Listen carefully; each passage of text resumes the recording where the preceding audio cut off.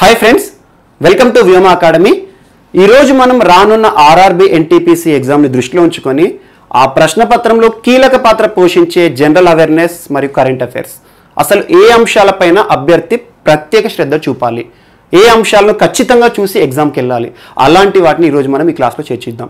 So ముందుగా ఒక అంశాన్ని గుర్తుంచుకోండి.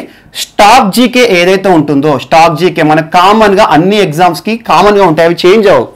ఎగ్జాంపుల్, మీకు రైల్వే విషయంలో స్టాక్ జీకే ఉంటుంది, రైల్వే విషయంలో కాంటెంపరీ ఈవెంట్స్ ఉంటాయి. స్టాక్ జీకే అంటే ఏంటి?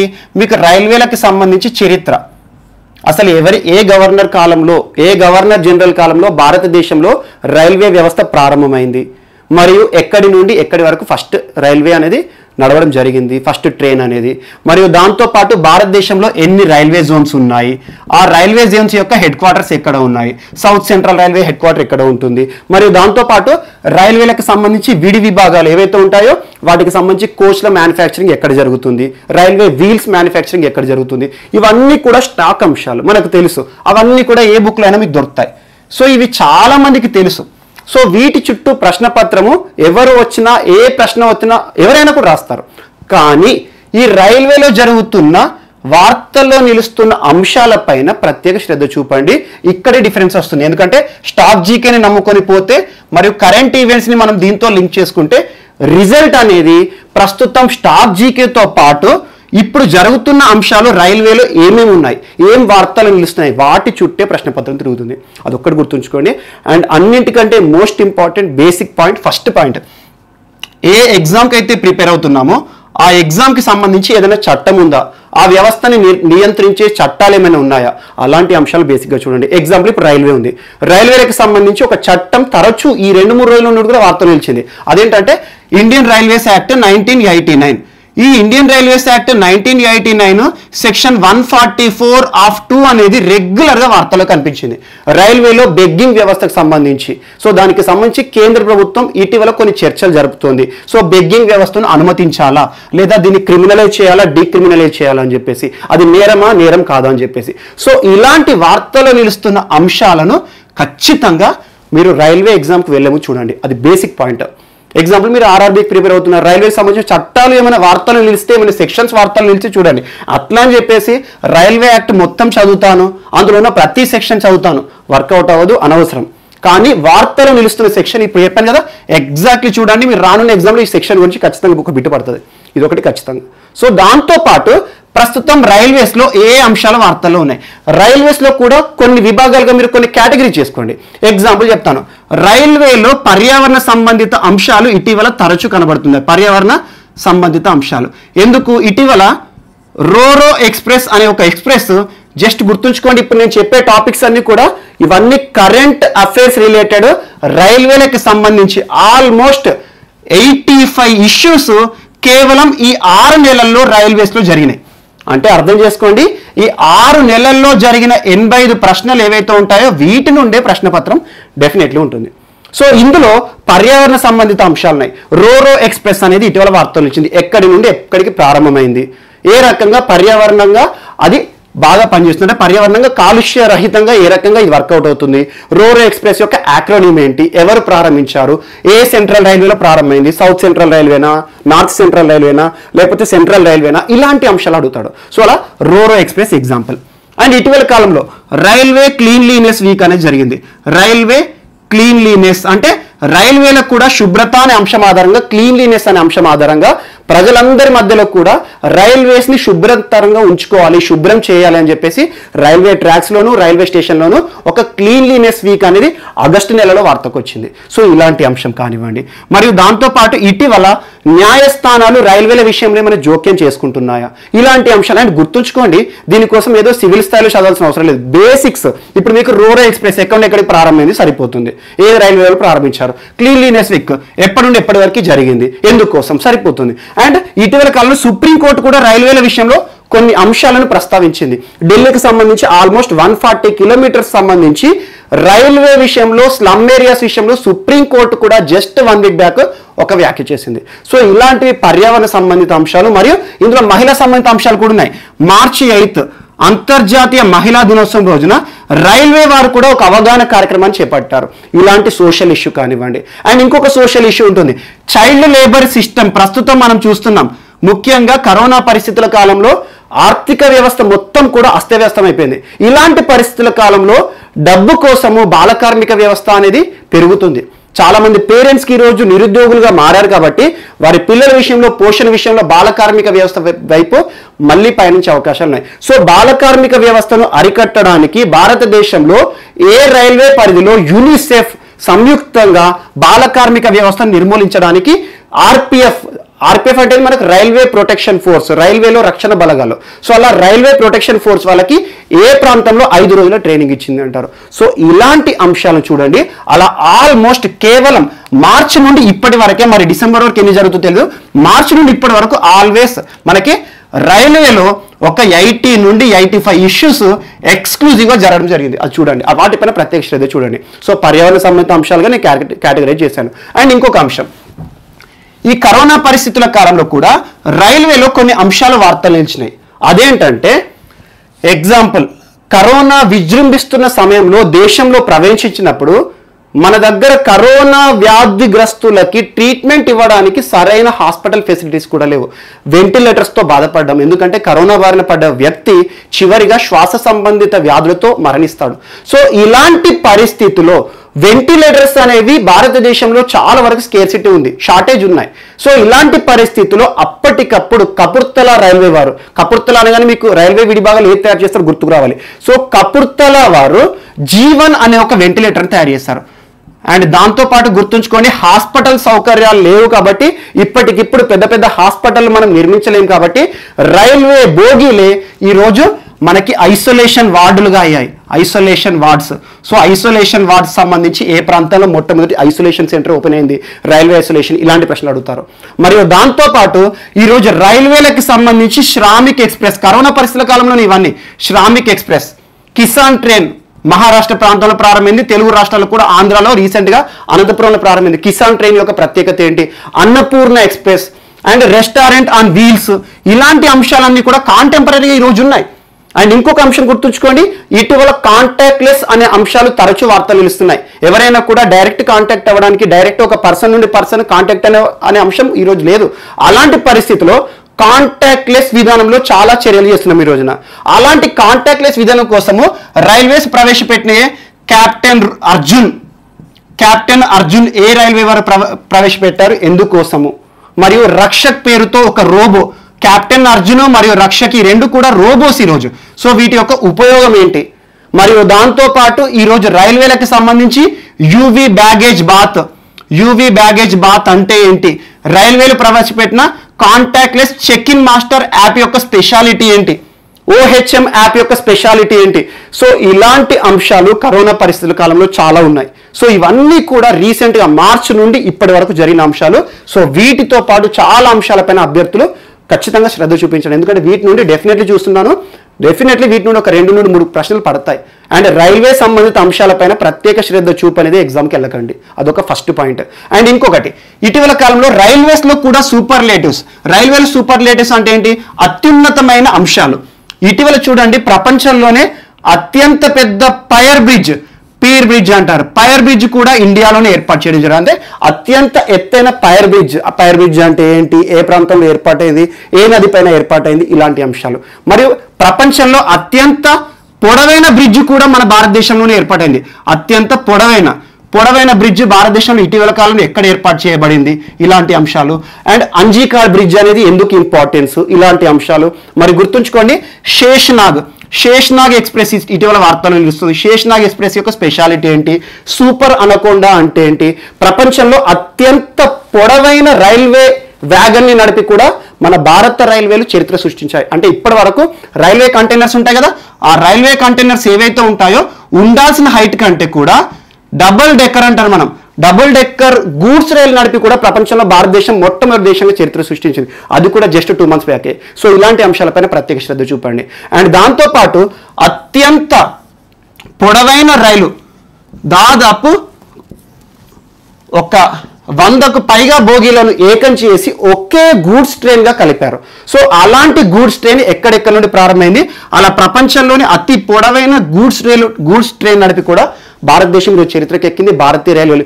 ఇవన్నీ కూడా జస్ట్ 2 months స్పాన్లోనే వార్తలు నిలుస్తున్నాయి. సో వీటిపైన ప్రత్యేక శ్రద్ధ చూపండి. సో ఇలాంటి సూపర్లేటివ్స్ అంశాలు కానివ్వండి, మరియు దీంతో పాటు రైల్వేలకు సంబంధించి ఇటీవల కాలంలో ఎలాంటి అంశాలు వార్తలు నిలిచినా కూడా రైల్వే వ్యవస్థలో అధునాతన అంశాలు అండ్ మోస్ట్ ఇంపార్టెంట్ చూడండి, ఇటీవల ప్రైవేటైజేషన్ ఆఫ్ రైల్వేస్ కూడా తరచూ చూస్తున్నాం.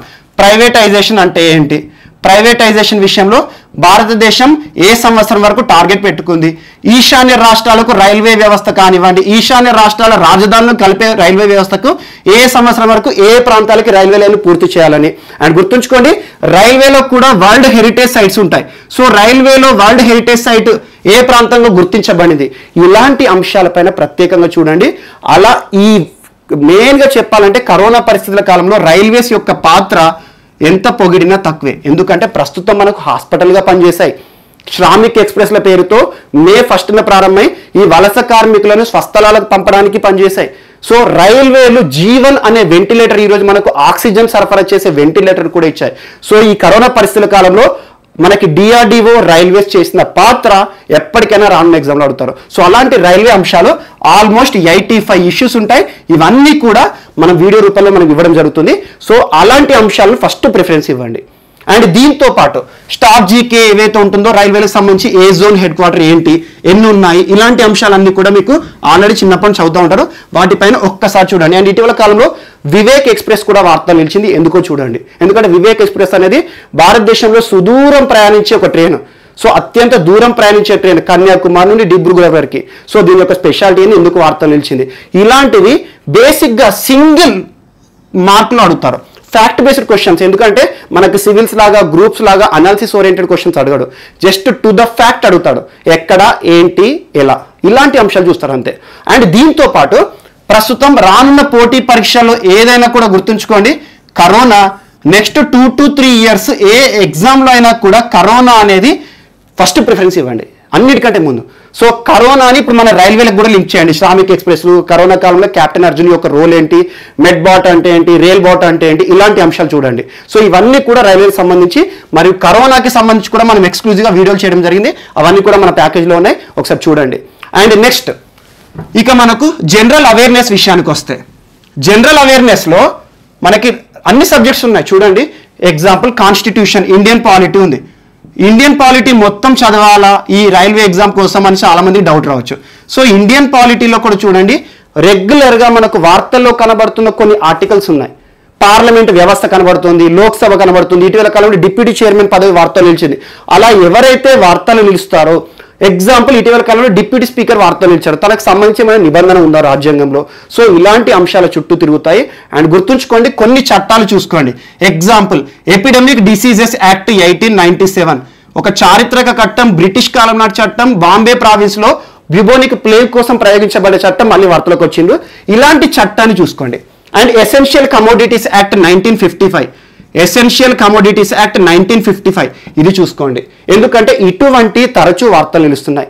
అండ్ దీంతో పాటు వార్తలు నిలుస్తున్న అంశాలు చూడండి. పాలిటీలో ఖచ్చితంగా వచ్చే ఫోకస్ ఏరియా మనకి ఫండమెంటల్ రైట్స్, ప్రాథమిక హక్కులు లేనిది ఏ ఎగ్జామ్ కూడా ఇండియాలో ఉండదు. సో ఫండమెంటల్ రైట్స్ నుండి డెఫినెట్లీ ఒక బిట్ అనేది వస్తుంది, 1 లేదా 2 వస్తాయి. అండ్ రిట్ల నుండి ఒకటి వస్తుంది, ఆర్టికల్స్ నుండి ఒకటి వస్తుంది. సో అలా 5 రకాల రిట్లు చూడండి, ఆర్టికల్స్ చూడండి, బేసిక్ టు ద ఫ్యాక్ట్ చూడండి. ఎందుకంటే ఒకసారి అడిగాడు, ఆర్టికల్ 21A దేన్ని సూచిస్తుంది అంటాడు. సో ఆర్ఆర్బీలో అడిగాడు లాస్ట్ టైం. సో ఇలాంటి బిట్స్ అడుగుతాడు. సో టు ద పాయింట్ చూడండి, సరిపోతుంది. ఎట్ ఏ గ్లాన్స్లో జస్ట్ ఒకసారి వార్తలు నిలుస్తున్న ఆర్టికల్స్ అన్నింటినీ కూడా చూడండి. అండ్ ఫస్ట్ ప్రిఫరెన్స్ మాత్రం ఫండమెంటల్ రైట్స్కి ఇవ్వండి. ఆ తర్వాత పార్ట్ 5కి ఇవ్వండి. పార్ట్ 5 ఎందుకంటే మనకు గవర్నమెంట్ సంబంధించి ఇష్యూస్ ఉంటాయి. అండ్ ఇటీవల కాలంలో వార్తలు నిలుస్తున్న అసెంబ్లీలు రాజస్థాన్, మహారాష్ట్ర, కర్ణాటక, అస్సాం, ఉత్తరాఖండ్, ఈ రాష్ట్రాల చుట్టూ కూడా వీటికి సంబంధించి స్ట్రాటజిక్ అంశాలు చూడండి. రాజధానులు కానివ్వండి, గవర్నర్లు కానివ్వండి, ఇటీవల కాలంలో 2 రాష్ట్రాలకు కొత్త గవర్నర్ వచ్చారు. సో అలాంటి వ్యవస్థ కానివ్వండి, వీటి గురించి ప్రత్యేకంగా చూడండి. అస్సాం అనే అంశం చుట్టూ కూడా మీకు జాతీయ పరమైన అంశాలు, అందులోనూ జాతీయ పార్కులకు సంబంధించి చాలా అంశాలు ఇటీవల కాలంలో వార్తలు నిలిచాయి. అలా వార్తలో నిలిచిన జనరల్ స్టడీస్ స్టాక్ పాయింటే ఈ రోజు ఎగ్జామ్ పేపర్లో మళ్ళీ మనకు కనబడుతుంది. సో అలా అస్సాంకి సంబంధించి కూడా చూడండి. సో ఇది ఖచ్చితంగా పాలిటీలో ఈ ఒక్కటి చూడండి. అండ్ నెక్స్ట్ వార్తలు నిలిచిన చట్టాలు ఏవైతే ఉంటాయో పాలిటిక్స్ సంబంధించి చూడండి. And SC ST atrocities act కూడా ఇటీవల వార్తలు నిలుస్తున్నాయి. వాటికి సంబంధించి ఏ సంవత్సరంలో వచ్చినాయి, వాటి ఆర్టికల్స్ ఏంటి అవి చూడండి. So most important. అండ్ హిందీకి సంబంధించి జాతీయ హిందీ దివస్ జరిగింది కాబట్టి హిందీని అధికార భాషకు సంబంధించి కానివ్వండి, ఏమైనా ఆర్టికల్ ఉన్నాయా, ఆర్టికల్ 343 ఏం చెప్తుంది, ఇలాంటి అంశాలను చూడండి. సో వార్తలు నిలుస్తున్నవి ఏవైతే ఉంటాయో ఆర్టికల్స్ వాటిని మాత్రమే చూడండి, ఖచ్చితంగా వస్తాయి. సో మొత్తం సబ్జెక్ట్ ఇప్పటికిప్పుడు ప్రిపేర్ అవ్వడం కంటే నేను మ్యాక్సిమం చెప్తున్నాను, స్మార్ట్ వర్క్ చెప్తున్నాను. ఖచ్చితంగా ఇవి చూసి మిగతా చూడండి. అంటే నేను చెప్పేది ఏంటంటే ఇవి మాత్రమే చూడండి అని కాదు, వీటితో పాటు మిస్లేనియస్ అంశాలు సెకండ్ ప్రిఫరెన్స్ ఇవ్వండి. బట్ వీటి నుండి మాత్రం ఫస్ట్ వస్తాయి. అండ్ నెక్స్ట్ మన కల్చర్ పార్ట్ నుండి డెఫినెట్లీ బిట్స్ వస్తాయి. కల్చర్ అండ్ లాస్ట్ కొన్ని కల్చర్ సంబంధించి పండుగల గురించి అడిగారు ఆర్ఆర్బీలో. ఎగ్జాంపుల్ అంబుబాచి మేళా ఎక్కడ జరుగుతుంది అంటాడు, జాతరలకు సంబంధించి. మరియు రజపర్బ ఇటీవల కాలంలో ఎక్కడ జరిగింది అంటారు. మరియు దాంతోపాటు ఇటీవల కొన్ని కళలు వార్తలు నిలుస్తున్నాయి. ముఖ్యంగా చేతి హస్తకళలు కానివ్వండి, చెన్నపట్నం టాయ్స్ గురించి అడగవచ్చు. సో జాగ్రఫికల్ ఇండికేషన్స్ ఉన్న టాయ్స్ గురించి చూడండి. అండ్ కొన్ని ఆర్ట్స్ ఉంటాయి మనకి భారతదేశంలో, అలాంటి ఆర్ట్స్ ఏవైతే ఉంటాయో వాటన్నిటి గురించి కూడా ప్రత్యేక శ్రద్ధ వహించండి. ఎందుకంటే కొన్ని ప్రాంతాలు, గుజరాత్ ప్రాంతంలో ఇటీవల కాలంలో హస్తకళలు వార్తలు నిలుస్తున్నాయి. అలాంటి హస్తకళలు ఒక ప్రాంతం ఆధారంగా ఏవైతే వార్తలు నిలుస్తున్నాయో అవన్నీ చూడండి. రెగ్యులర్గా వాటి గురించి మనం చూస్తూనే ఉన్నాం, వార్తలు కనబడుతూనే ఉంటాయి. సో అదొకటి ఫస్ట్ ప్రిఫరెన్స్. అండ్ జాతరల విషయం చూడండి. ఇటీవల కాలంలో పూరి జగన్నాథ రథయాత్ర కానివ్వండి, పండుగలు కానివ్వండి, ఇలాంటి వాటి గురించి చూడండి ఖచ్చితంగా. ఎందుకంటే పూరి జగన్నాథ రథయాత్ర విషయంలో సుప్రీంకోర్టు కూడా ఇన్వాల్వ్ అయింది. ఎప్పుడైనా న్యాయస్థానాలు ఇన్వాల్వ్ అయ్యే అంశాలు నేను అనుకోండి పండుగలు, వాటిపైన ప్రత్యేక శ్రద్ధ వహించండి. ఇది ఒకటి important. And next world heritage sites. World heritage sites లేకుండా క్వశ్చన్ పేపర్ ఉండదు. వరల్డ్ హెరిటేజ్ సైట్స్ ప్రపంచ వారసత్వ సంపదకు సంబంధించి ఇటీవల వరల్డ్ హెరిటేజ్ సైట్స్ విషయంలో ఏమైనా వార్తలు నిలిచాయా?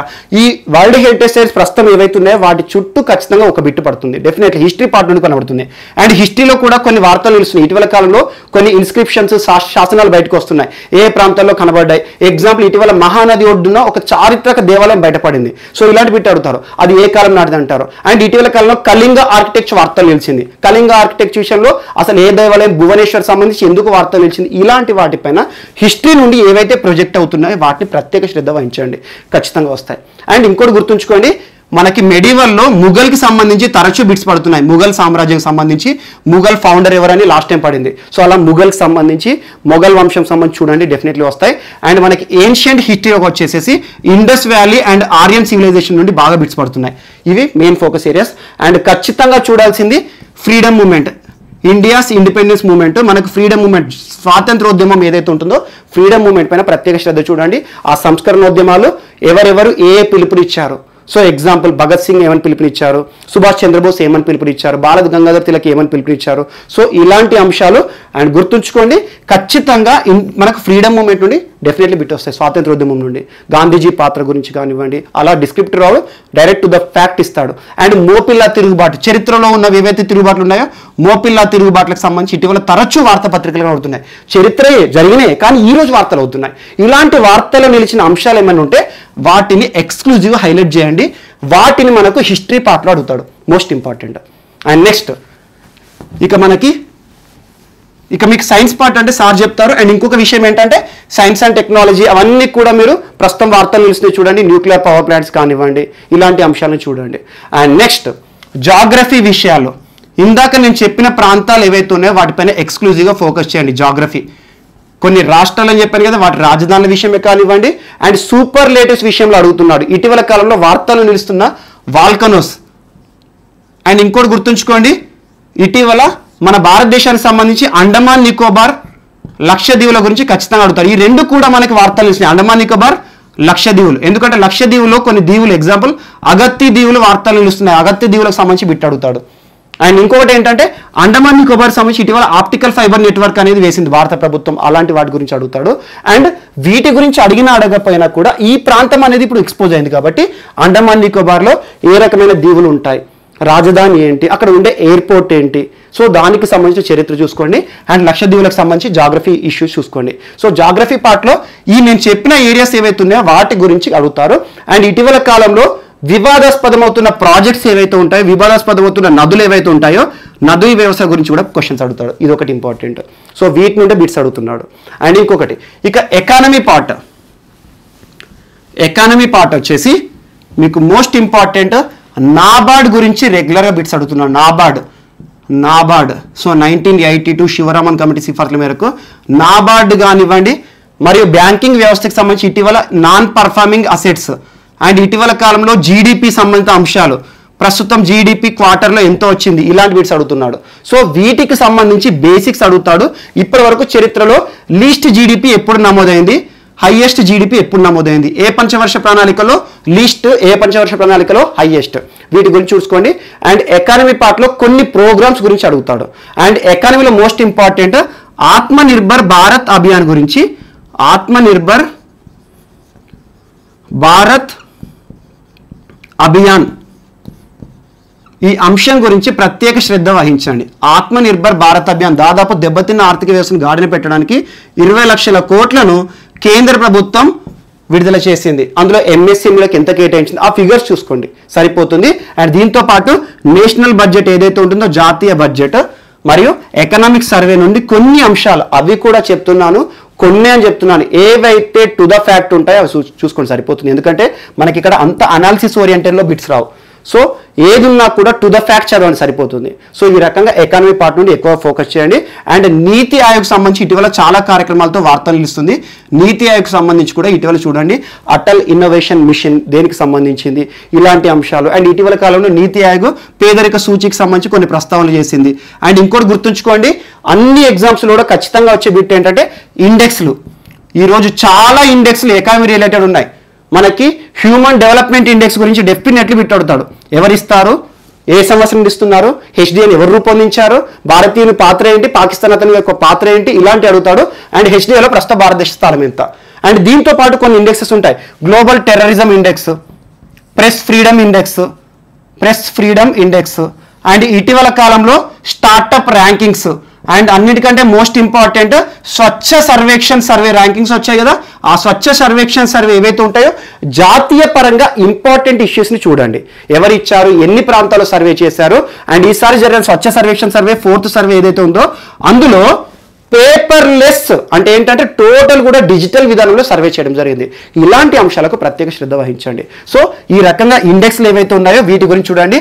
And global internet affordability index అని, సో ఇలాంటి అంశాలు రెగ్యులర్గా కనబడుతున్నాయి, వాటి చుట్టూ చూడండి, ఖచ్చితంగా అడుగుతాడు. సో ఇండెక్స్ల గురించి చూడండి.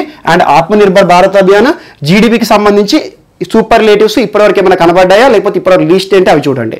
అండ్ వార్తల్లో నిలుస్తున్న ఎకనామిక్ రిలేటెడ్ అంశాలని ఒక్కసారి మనకు జనరల్ స్టడీస్, జనరల్ అవేర్నెస్లో ఏవైతే అంశాలు ఉంటాయో అవి చూడండి సరిపోతుంది. సో ఇది ఒకటి. బేస్ ఇయర్ అంటే ఏంటి, ఇప్పటివరకు ఎన్ని బేస్ ఇయర్లు వచ్చినాయి, క్రింది వాటిలో బేస్ ఇయర్ కానిదేది అంటాడు. సో ఇలాంటి అంశాలు కూడా అడుగుతాడు. ప్రస్తుత బేస్ ఇయర్ ఏ సంవత్సరం ఉంది, సో అలాంటివి చూడతాడు. అంతే తప్పితే రియల్ ఇన్కమ్ ఏంటి, నామినల్ ఇన్కమ్ ఏంటి అంత డెప్త్గా వెళ్ళాడు. సో బేస్ ఇయర్స్ ఎప్పుడెప్పుడు వచ్చాయి, ఈ క్రింది వాటిలో కానిదేంది అయిందేది అలాంటి బిట్స్ అడుగుతాడు. అండ్ నెక్స్ట్ హిస్టరీ చెప్పాను, మీకు పాలిటీ చెప్పాను, ఎకానమీ అండ్ సైన్స్ పార్ట్ మీకు ఎలాగో కవర్ అవుతుంది డైలీ కూడా. సో ఇలాంటి అంశాలతో ఫోకస్ చేస్తూనే కొన్ని స్టాక్ జీకే అంశాలపైన ప్రత్యేక ఫోకస్ చేయండి. అందులోనూ వరల్డ్ రిలేటెడ్ ఇష్యూస్, ఇటీవల కాలంలో వరల్డ్కి సంబంధించి ఏమైనా అంశాలు, ముఖ్యంగా సూపర్లేటివ్స్ అంటే ఏంటంటే ఏ ప్రాంతంలో అత్యంత పెద్దది ఉంది. అండ్ ఎవరెస్ట్కి సంబంధించి ఖచ్చితంగా బిట్లు పడతాయి. ఎందుకంటే ఎవరెస్ట్కి సంబంధించి ఇటీవల దాని మెజర్మెంట్కి సంబంధించి మళ్ళీ రీమెజర్మెంట్ చేసే ఉద్దేశంలో ఉంది అని చెప్పేసి ఒకటి వార్తలో వచ్చింది. అలాంటి అంశాలు. అన్నింటికంటే మోస్ట్ ఇంపార్టెంట్ మీరు రైల్వేలకు సంబంధించి కరోనా రిలేటెడ్ ఇష్యూస్ చూసుకోండి, ఖచ్చితంగా ఒక 10 మార్కులు పడతాయి. Exclusive railways and corona issues almost 10 marks పడతాయి. మిగతా వార్స్ ఏవైతే ఉంటాయో కరెంట్ అఫైర్స్, ప్రస్తుతం వార్తలు నిలుస్తున్న జాతరలు, పండగలు, హస్తకళలు, జాగ్రఫికల్ ఇండికేషన్స్ అండ్ గుర్తుంచుకోండి ట్రైబ్స్. ఈ పాయింటర్స్ ఖచ్చితంగా చూడండి. ట్రైబ్స్ అంటే ఏంటంటే ఒడిశాకి సంబంధించి ట్రైబల్స్ తరచు వార్తలు ఇస్తున్నారు. అండ్ ఇటీవల కాలంలో అంతరించిపోతున్న భాష తంగం భాష అని ఇలాంటి అంశాలు కానివ్వండి, తంగం భాష ఏ రాష్ట్రానికి సంబంధించి అని వార్తలు నిలుస్తున్న వాటినే ట్రైబ్స్ చూసుకోండి సరిపోతుంది. అండ్ కరోనా పరిస్థితుల కాలంలో ట్రైబ్స్ రెగ్యులర్గా వార్తలు ఇస్తాయి, ట్రైబల్ పీపుల్. సో ఇలాంటి అంశాలపైన ప్రత్యేక శ్రద్ధ చూపండి, ఇదొకటి. అండ్ దాంతోపాటు కొన్ని హెడ్ క్వార్టర్స్ అడుగుతాడు. ఎగ్జాంపుల్, ఇటీవల మనకి ఇక్రిసాట్ గురించి రెగ్యులర్గా అడుగుతున్నారు. ఇక్రిసాట్ హెడ్ క్వార్టర్ ఎక్కడ ఉంటుంది? IRRI international rice research institute ఎక్కడ ఉంటుంది? మరియు ADBకి సంబంధించి ఖచ్చితంగా అడుగుతాడు. ADB ఇలాంటి అంశాల చుట్టూ ఖచ్చితంగా చూడండి. అండ్ ఇటీవల కాలంలో వార్తల్లో నిలుస్తున్న కొత్త రకమైన వంగడాలు కానివ్వండి, ఇటీవల కాలంలో వార్తలు మనకు చాలా కనబడ్డాయి. పొక్కలి రైస్ అని అండ్ స్వర్ణ సబ్వన్ అని. అండ్ ఇటీవల తరచూ వస్తున్న disasters, national disaster management act ఆధారంగా 2005 ఆధారంగా డిజాస్టర్ సంబంధించి ప్రస్తుతం ఉన్న డిజాస్టర్ గురించి చూడండి. కరోనాకి సంబంధించి ఏ రాష్ట్రంలో మొట్టమొదటిసారి లాక్డౌన్ విధించారు, ఏ రాష్ట్రంలో అత్యంత ఎక్కువ కాలం, ఏ రాష్ట్రంలో మొట్టమొదటి కేసు నమోదైంది, ఏ రాష్ట్రంలో మొట్టమొదటిసారి 144 సెక్షన్ అమల్లోకి వచ్చింది. సో ఇలాంటి అంశాలన్నీ కూడా కరోనాకి ఎక్స్క్లూజివ్ 2 hours మన వీడియోస్లో ఉన్నాయి, ఒకసారి చూడండి. సో ఇలాంటి అంశాలపైన ప్రత్యేక శ్రద్ధ వహించండి, ఖచ్చితంగా వస్తాయి. సో వీటితో పాటు రిమైనింగ్ పాయింటర్స్ ఏవైతే ఉంటాయో మిస్లీనియస్ అంశాలు, వేటిపైన దృష్టి పెట్టాలి, వేటి నుండి ఖచ్చితంగా వస్తాయని చెప్పేసి మనం నెక్స్ట్ పార్ట్లో మళ్ళీ కలుద్దాం. అండ్ గుర్తుంచుకోండి, ఖచ్చితంగా వీటిని ఫస్ట్ ప్రిఫరెన్స్ ఇచ్చుకుంటూ మీ స్టాక్ జీకే కానీ జనరల్ అవేర్నెస్ కానీ ప్రిపరేషన్ అనేది ప్రారంభించండి. ఖచ్చితంగా ఎగ్జామ్ వస్తుంది, ఎందుకంటే ఫ్యాక్ట్ క్వశ్చన్స్ అడుగుతున్నాడు. ఏ అభ్యర్థి అయినా ఎగ్జామ్కి వెళ్లే ముందు ఆ ఎగ్జామ్ సిలబస్ ఒకసారి చూడండి, దానికి సంబంధించి క్రితం 2 నుండి 3 పేపర్లు చూడండి. అది ఎందుకంటే దానికి మనకు మోడల్ అర్థమవుతుంది. ఆ మోడల్ ఆధారంగా మన ప్రిపరేషన్ స్ట్రాటజీ అనేది చూడండి. అండ్ RRB NTPC ఎగ్జామ్ సంబంధించి మ్యాక్సిమం మీకు 12th స్టాండర్డ్లో ఉంటుంది, అంటే కంబైన్డ్ HSC CHSL స్టాండర్డ్లో ఉంటుంది, CGL స్టాండర్డ్లో కూడా ఉండదు. సో ఇదొకటి మోస్ట్ ఇంపార్టెంట్. దీంతో పాటు మీరు మ్యాథ్స్, రీజనింగ్ ఈ అంశాలపైన ప్రత్యేక శ్రద్ధ చూపండి. ఆల్మోస్ట్ 40 మార్క్స్ వెయిటేజ్ ఉండే జనరల్ అవేర్నెస్ ఏదైతే ఉంటుందో మన దగ్గర అన్ని రకాల ఎగ్జామ్స్ కానివ్వండి, ప్రిపరేషన్ స్ట్రాటజీ కానివ్వండి, అవన్నీ అవైలబుల్ ఉన్నాయి. అండ్ కరోనాతో ఫస్ట్ స్టార్ట్ చేయండి, రైల్వేస్ సెకండ్ చదవండి, ఆ తర్వాత నేను ఇచ్చిన ఇండికేషన్స్ ఏవైతే ఉన్నాయో వీటిపైన ప్రత్యేక శ్రద్ధ చూస్తూ ఉండండి.